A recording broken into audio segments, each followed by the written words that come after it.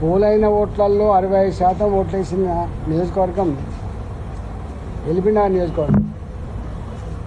అందువల్ల ఎన్ని పనులు చేసినా, ఎన్నిసార్లు తిరిగినా ఈ ప్రాంత ప్రజల రుణం తెచ్చుకునేటువంటి సత్తా నాకు లేదు. కానీ ఈ 1 ఇయర్ కాలంలో గతంలో నేను కూడా 2 సార్లు మంత్రిగా పనిచేసిన కాబట్టి, గతంలో శాసనసభ్యుడిగా అనేక బాధ్యతలు నిర్వహించినవని కాబట్టి, ప్రభుత్వం అంటే కేవలం అధికారంలో ఉన్నవాళ్ళది మాత్రమే కాదని, ప్రభుత్వం ప్రజల సమస్యలు పరిష్కరించే బాధ్యత ఉంటుందని, దానికి అధికార పక్షం ప్రతిపక్షం అనేటువంటి తేడా ఉండడానికి ఆస్కారం లేదని, మాకు ఎంత హోదా ఉన్నా ప్రజలకు మేలు జరిగేటువంటి ఏ సభకైనా పోతాం.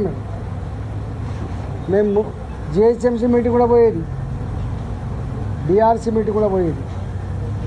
ఎందుకు? సమస్యలు ప్రస్తావిస్తే, వాళ్ళ దృష్టికి తీసుకపోతే, సమస్యలు పరిష్కారం అయితే ప్రజలకు మేలు జరిగే ఆస్కారం ఉంటుంది. కాబట్టి ఈ సంవత్సర కాలంలో 150 సార్లు రావచ్చు కాన్స్టిట్యున్సీకి, అనేక దరఖాస్తు స్వీకరించవచ్చు. స్వీకరించిన దరఖాస్తులలో అనేక సమస్యలు పరిష్కారమైనవి. సరే, రోడ్లు వేసుడు, మోరీలు కట్టించుడు, కమ్యూనిటీ హాల్లు కట్టించుడు, ఇది రొటీన్ యాక్టివిటీ. కానీ ప్రజలకు గతంలో గెలిచిన ప్రజాప్రతినిధులు ఎన్నడూ కూడా ముఖం చూపించిన పాపన పోలే. డైలాగులు కొట్టిండ్రు, మీరు గెలిపించిన మెచ్చుకునే ప్రయత్నం చేసింది తప్ప ప్రజలకు మా ఎంపీ ఏదైనా ఆపద ఉంటే వస్తాడు, ఆదుకుంటాడు అనే విశ్వాసాన్ని మాత్రం కల్పించలేకపోయింది. ఇవాళ నాకు అదృష్టం ఎక్కడ అంటే, ఈ ప్రాంత ప్రజానికంలో పిలిస్తే పలికే బిడ్డలాగా, వాళ్ళ కళ్ళల్లో కదలడే బిడ్డలాగా, ఏ సమస్య ఉన్నప్పటికి కూడా ఆ సమస్య తీర్చే బిడ్డలాగా నాకు స్థానం దక్కింది. దానికి తోడుగా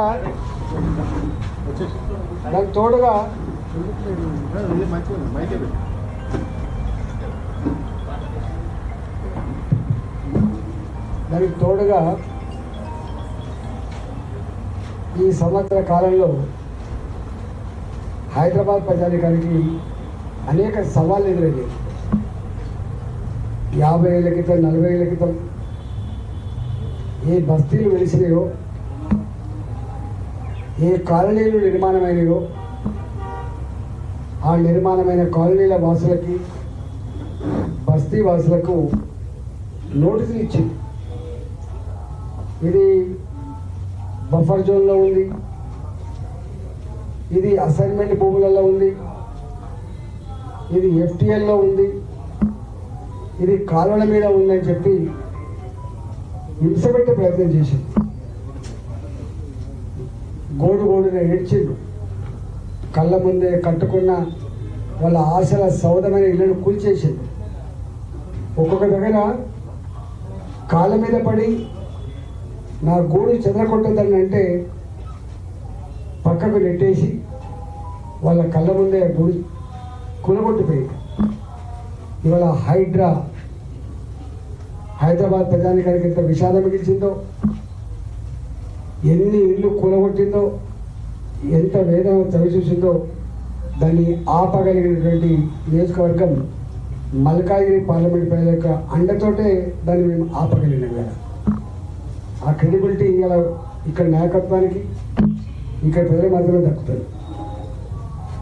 మూర్తి ప్రక్షాళనకు మేము వ్యతిరేకమని చెప్పి మా మీద అవాకులు చవాకులు అబద్ధ ప్రచారం చేసింది. మేము ఎక్కడా ప్రక్షాళన వ్యతిరేకం కాదు. ప్రక్షాళన పేరిట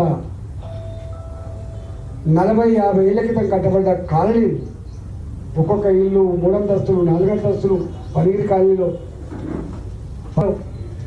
మా నరసింహగుప్త గారి దగ్గర, మా ప్రేమేశ్వర్ దగ్గర ఇవాళ అనేక ఇళ్లకు నోటీసులు ఇచ్చి 100 మంది పోలీసుల సమక్షంలో వాటిని కొనుగొట్టడానికి వచ్చినప్పుడు మీరు ప్రత్యక్ష సాక్షి. దుర్మార్గులు అంటే కిరాయి ఉన్న వాళ్ళని తీసుకొచ్చి డబుల్ బెడ్రూమ్ పెట్టి స్టేట్మెంట్ కూడా ఇప్పించింది. ప్రభుత్వం మంచి పని చేస్తుంది, మాకు డబుల్ బెడ్రూమ్ ఇచ్చింది, ఇదే బాగుంది దానికంటే అని చెప్పి దొంగ స్టేట్మెంట్ ఇచ్చింది. ఆ మూర్తి పక్షాల వ్యతిరేకంగా అనుకుంటాను. 50 ఏళ్ళుగా 60 ఏళ్ళ క్రితం పేదలకు ఇచ్చిన అసైన్మెంట్ భూములు గుంజుకొని వాటిని రియల్ ఎస్టేట్ వ్యాపారంగా మార్చే ప్రయత్నం చేసినప్పుడు మేము కుత్బుల్లాపూర్ కాన్స్టిట్యూన్సీలో దాన్ని ఆపగలిగినట్టు. ఇట్లా అనేక సమస్యల మీద ప్రభుత్వం దుర్మార్గంగా నెత్తి మీద వెళ్తున్నటువంటి అనేక సమస్యల పరిష్కారంలో వారికి అండగా ఉండడంలో నిర్వహించడంలో ఇవాళ మేము పోషించిన పాత్ర మీకు తెలుసు, మీకైనా ప్రత్యక్ష తెలుసు. సంవత్సరం ముగుస్తాను. సంవత్సర కాలంలో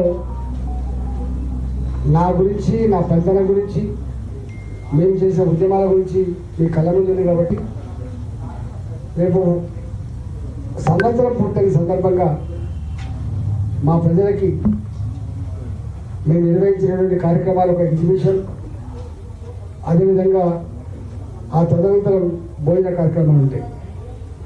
ఇందులో మా శ్రీనివాసరావు గారు చెప్పినట్టుగా 11 సంవత్సరాల మోడీ గారి పరిపాలనలో ఇవాళ ఎన్ని అద్భుతాలు ఆవిష్కరించబడ్డాయో,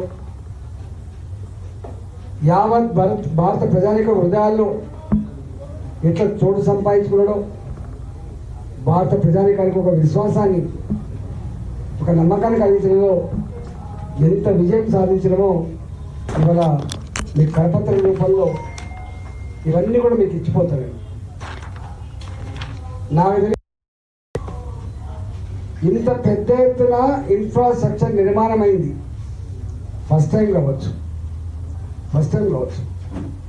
నేషనల్ హైవేస్ లెక్కలేదు, బ్రిడ్జిలకు లెక్కలేదు, ఎయిర్పోర్ట్లకు లెక్కలేదు, రైల్వే స్టేషన్లో బాగు చేసినట్లే లెక్కలేదు, రైల్వే లైన్లు కొత్త వేసినట్టు లెక్కలేదు, సింగిల్ లైన్లు ఉంటే డబుల్ లైన్లు, డబుల్ లైన్లు ఉంటే ట్రిపుల్ లైన్లు లెక్కలేదు.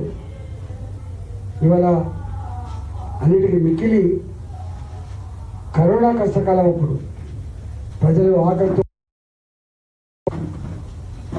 కనీసం భోజనం పెట్టాలని చెప్పి కేంద్ర ప్రభుత్వం నేరుగా మనిషికి 5 కిలోల చొప్పున బియ్యం ఇచ్చి ఆకలి తీర్చినటువంటి నాయకుడు మోడీ గారు. ఇంకా కోలుకోలేమా ప్రజలని చెప్పి 2029 వరకు 20 వరకు కూడా పేదలకి ఇవాళ బియ్యం ఇస్తున్న విషయం మీకు తెలుసు. రాష్ట్ర ప్రభుత్వం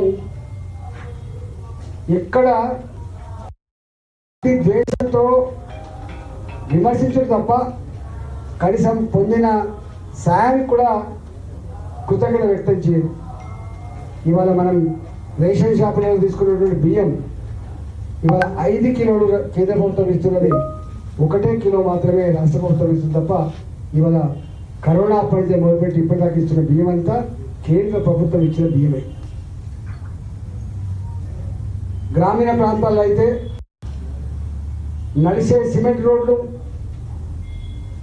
పారే మురికి కాలువలు, గ్రామ సచివాలయాలు, అంగన్వాడీ సెంటర్లు, రైతు వేదికలు,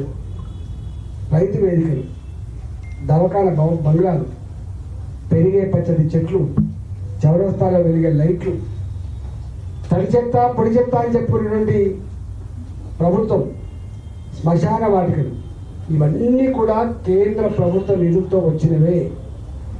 పట్టణాలకు వస్తే స్మార్ట్ సిటీస్ పేరిట, అమృత నగరాల పేరిట వేల కోట్ల రూపాయలు ఇచ్చి ఇవాళ కేంద్ర ప్రభుత్వ నిధులతో పట్టణాలను ఫేస్లిఫ్ట్ చేసింది. మీ పక్కకే ఉంటుంది, మళ్ళీ గడ్కరీ గారు వచ్చి ఓపెన్ చేసిపోయాడు. చాలామంది తెలియదు. ఇవాళ ఎల్బీ నగర్లో మనం సిగ్నల్ లేకుండా పోతున్నామంటే కేంద్ర ప్రభుత్వం ఇచ్చే డబ్బులు పోతున్నామంటే కేంద్ర ప్రభుత్వం ఇచ్చే డబ్బుల విషయం చాలామంది తెలియదు. ఇవాళ అంబర్పేటలో ఓపెన్ చేసుకునేది కావచ్చు, రేపు ఉప్పల్లో ఓపెన్ చేసుకోబోయేది కావచ్చు, కొప్పలిలో కడుతున్నటువంటి పెద్ద ఫ్లైఓవర్లు కావచ్చు, కొన్ని వేల కోట్ల రూపాయలతో కడుతున్నటువంటి ఫ్లైఓవర్లు. ఇవన్నీ మొన్న మీరు చూసిండ్రు, జమ్మూ అండ్ కాశ్మీర్లో ప్రపంచంలోనే ఎత్తైన బ్రిడ్జిగా 7,600 కోట్ల రూపాయలతోటి ఏ రైల్వే వంతెన కట్టిండ్రో, ఒక అద్భుతమైనటువంటి కట్టడాన్ని ఆవిష్కరించిండ్రో అలాంటి కోకొల్లుగా ఉన్నాయి. వాటి ఎగ్జిబిషన్ కూడా రేపు సికింద్రాబాద్లో ఉన్నటువంటి ఇంపీరియల్ గార్డెన్లో 11 గంటల నుంచి 1 గంట వరకు జరుగుతూ ఉంటుంది. కాబట్టి నేను ఒకటే ఈ మల్కాజ్గిరి ప్రజానికానికి వినమ్రంగా నేను విజ్ఞప్తి చేస్తున్నా. ఆదివారం 22వ తారీఖు ఉదయం 10 గంటలకు 11 గంటలకు వచ్చి ఆ ఎగ్జిబిషన్ విజయవంతం చేయాలని, ఆతిథ్యాన్ని స్వీకరించాలని చెప్పి నేను వినమ్రంగా మల్కాజ్గిరి ప్రజానికానికి విజ్ఞప్తి చేస్తున్నా.